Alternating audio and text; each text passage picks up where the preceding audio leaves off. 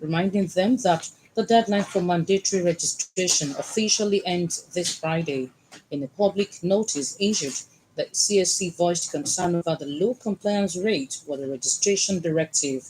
The Commission hinted that those who have not yet registered may be engaged in unwholesome activities, raising concerns about the potentials for illegal practices within the unregistered segment of the POS operators community.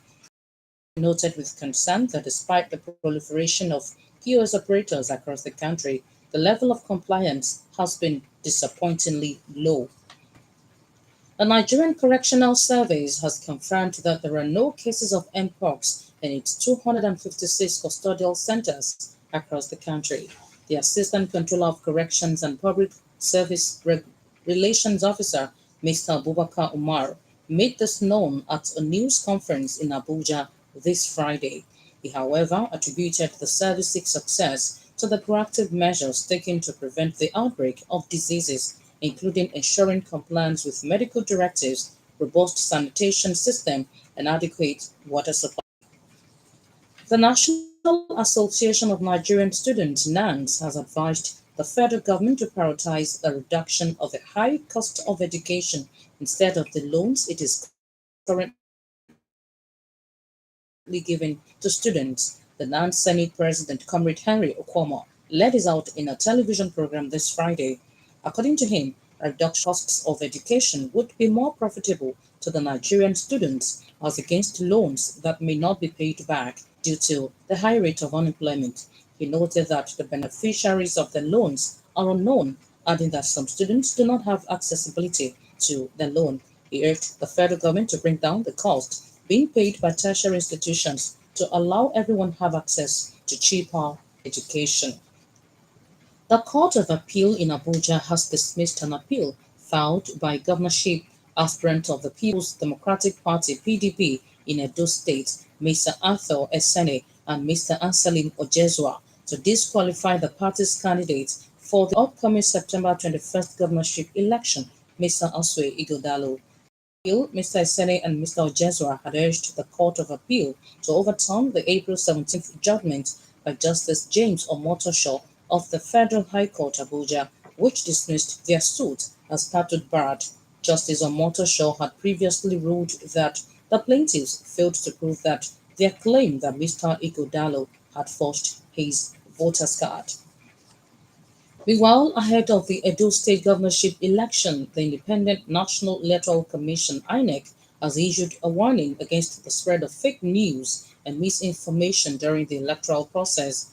The INEC's National Commissioner and Chairman, Information and Voter Education Committee, Mr. Sam Olumekun, gave the warning this Friday at a news briefing in Abuja.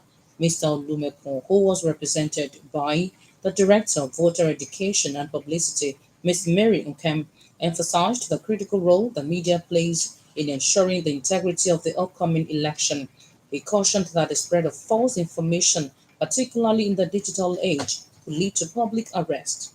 The commissioner called on the public to rely on the commissioner for accurate information, adding that various channels have been made available for voters and media to verify any election-related news directly with the INEC. The Nigerian National Petroleum Company Limited (NNPCL) has announced that premium motor spirit, commonly known as petrol, from the Dangote refinery will begin to flood the market starting from September the 15th. This development follows the refinery's commencement of petrol refining earlier in the week. In a statement by the NNPCL's Chief Corporate Communication Officer, Mr. Olufemi Shoneye in Abuja, the company clarified that petrol price would now be determined by market forces. Meanwhile, the sudden hike in the price of petrol has reduced the traffic of commuters on the road due to increased fares. OGBC correspondent in Ijebu, Adeola Olagunju, reported that Ijebu-Ode to Waterside, which used to be between 1,200 and 1,500 naira, is now 3,000 naira, while Ijebu-Ode to Ijebu-Igbo, that was 500, is now 1,200 naira. According to her, Shagamu to Ijebu-Ode is now 1,500 naira, while Shagamu to Abeokuta has been increased to 1,500 naira from 1,200 naira. In an interview, a commercial vehicle owner, Mr. Akin Ogunsonwo, lamented that even with the new fares they are charging, they cannot break even because it's not only petrol cost they incurred, but other motor parts prices which are now on the high side, and this is giving them headache. The market women also lamented about low turnout.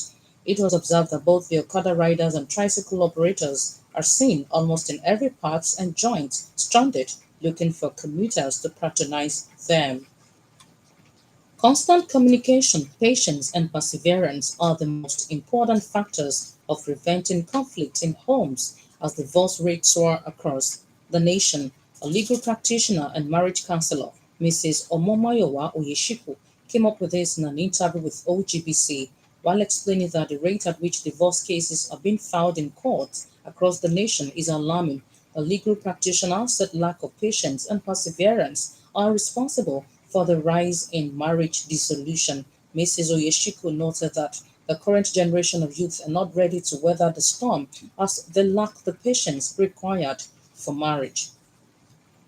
Congratulatory messages have continued to pour in on the coronation ceremony of Olola of Ilara Yewa, His Royal Highness Oba Mutiu Alani Adedeji Oyedele, the Ademola of Imeko Land, Chief Akim Ayinla Odubi, and his wife Yeye Ademola of Imeko Land, Chief Kudirat Odubi Aminu, in a release expressed appreciation to the Almighty God for allowing Oba Oyedele to ascend the throne of his forefathers.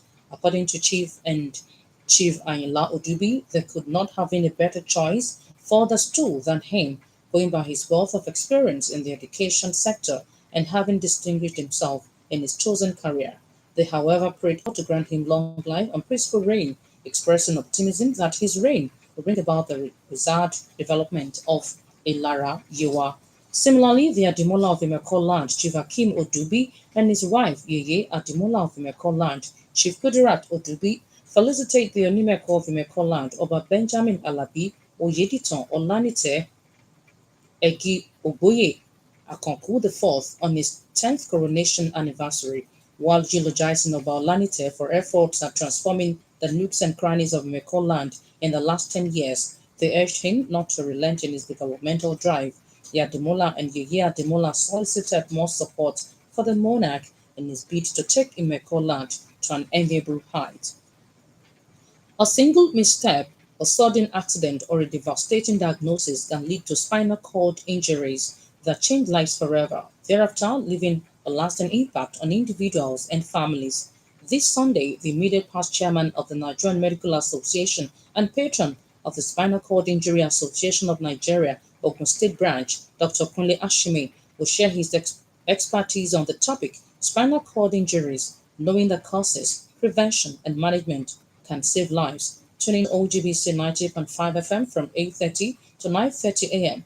or call 0803 437 9453 and 0815 0320226. You can also join us on Radio Garden and social media to learn how to protect yourself and loved ones from spinal cord injuries. On sports, Super Eagles winger Moses Simon has expressed confidence in the leadership of Super Eagles interim coach Austin Iguavon ahead of their 2025 Africa Cup of Nations qualifiers against Benin Republic and Rwanda. The Nantes forward believes the coach has the experience to lead the team to success. Similarly, goalkeeper Stanley Nwabali is optimistic that the coaches working on interim capacity have what it takes to lead the team to the Africa Cup of Nations. That was the news across Nigeria on OGBC, packaged by Wahid Ogunjobi. For exclusive programs and the latest news updates, visit our website at www.openradio.nj. Follow us on Facebook at Open Radio Abeokuta and on X handle at OGBC 905 FM.